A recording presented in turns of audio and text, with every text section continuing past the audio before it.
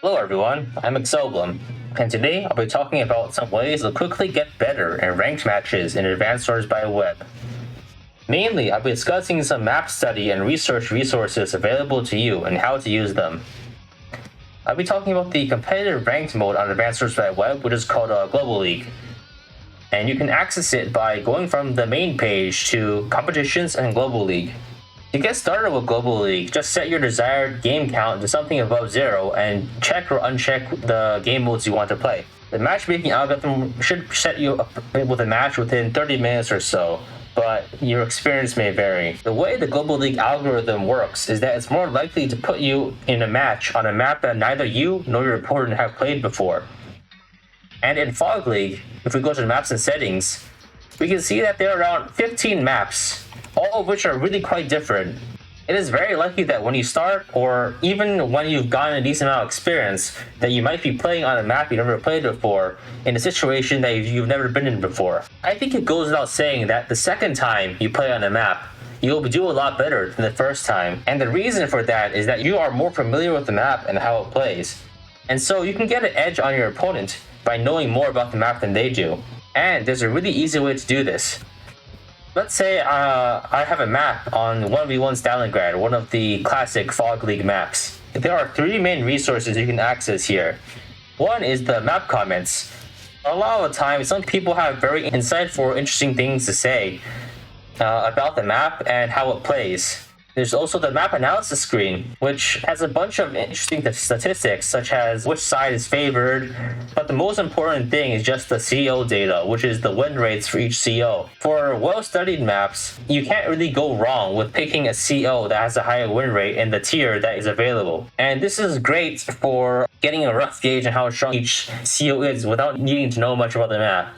For instance here, Olaf is really strong, with a 62% win rate. This is likely because 1v1 Stalingrad is a very big map. Olaf's global damage super CO power makes him stronger on bigger maps. The last thing and most important thing that you can access is view games.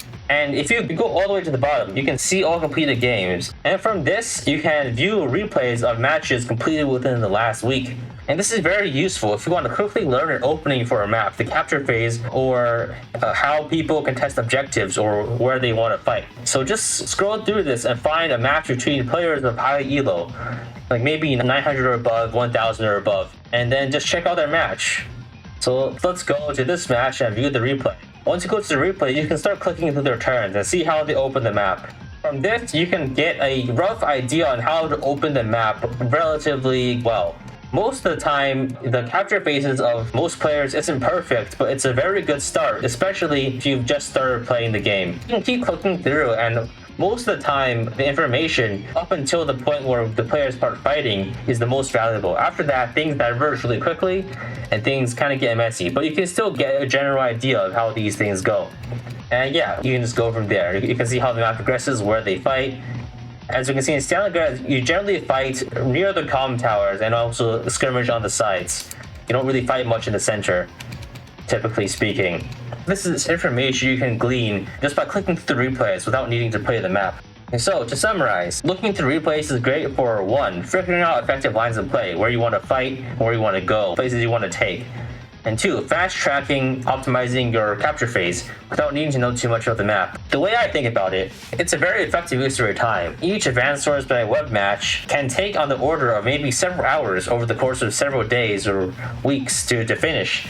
So spending 10 or 15 minutes before the match starts, paging through some replays just to see how people play, I think is a pretty worthwhile investment of your time, especially if you want to get better at the game.